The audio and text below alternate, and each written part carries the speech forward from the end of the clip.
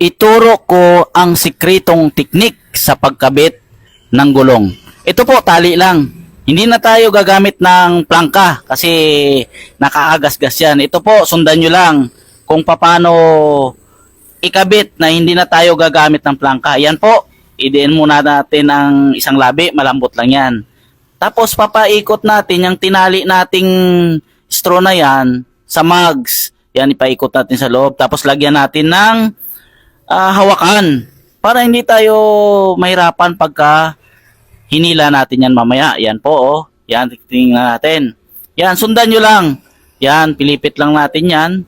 Tapos, yan, papakita natin. Didiin natin ng paa. Tapos, sabay ito hila ng straw na tali na hindi na tayo gagamit ng plangka para maprotektahan natin ang mga wheel mugs ng ating customer, lalo na pag wala tayong tire changer machine. Yan oh, titingnan nyo po. Yan, unti-unti lang. Oh, di ba? Yan oh, malapit na.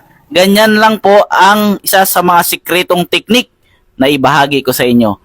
Yan po, di ba? Maraming matuto dito sa mga ganitong teknik. Di ba? Oh, napakadali lang. Oh, matigas na gulong yan kasi 90-80 yan. Yan oh. Marami